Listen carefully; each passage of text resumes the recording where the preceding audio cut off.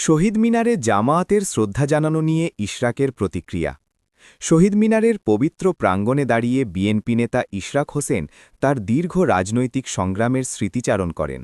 তিনি বলেন, তারা রাজপথের লড়াকু সৈনিক হিসেবে দীর্ঘ বছর ধরে ২১শে ফেব্রুয়ারির এই প্রভাত ফেরিতে অংশ নিয়ে আসছেন। তবে বিগত দিনগুলোর অভিজ্ঞতা ছিল বেশ তিক্ত।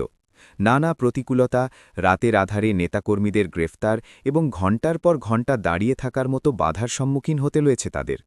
কিন্তু কোনো বাধাই তাদের ভাষা শহীদদের প্রতি শ্রদ্ধা জানাতে আটকাতে পারেনি। ইশরাক হোসেন বর্তমান পরিবেশ নিয়ে সন্তোষ প্রকাশ করে বলেন, এবারের চিত্র সম্পূর্ণ ভিন্ন। এখন একটি মুক্ত ও স্বাধীন পরিবেশে সবাই নিজের মতো করে শ্রদ্ধা জানাতে পারছে, যা ছিল তাদের দীর্ঘদিনের আন্দোলনের অন্যতম লক্ষ্য। তিনি মনে করেন, আন্দোলনের সেই উদ্দেশ্য আজ সফল হয়েছে। শহীদ মিনারে জামায়াতে ইসলামীর শ্রদ্ধা নিবেদন নিয়ে ওঠা আলোচনার প্রেক্ষিতে তিনি নিজের অবস্থান পরিষ্কার করেন। ইশরাক বলেন, অতীতে তারা বিভিন্নভাবে দুঃখ প্রকাশ করেছেন বা ক্ষমা চেয়েছেন, যা নিয়ে মতভেদ থাকতে পারে, কিন্তু বর্তমান সময়ে দাঁড়িয়ে জাতিকে নতুন করে বিভক্ত করা ঠিক হবে না।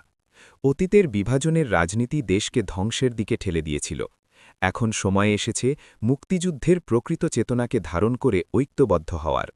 বিবাদ ও বিতর্ক ভুলে দেশকে সামনের দিকে এগিয়ে নিয়ে যাওয়ায় এখনকার প্রধান দায়িত্ব হওয়া উচিত বলে তিনি মন্তব্য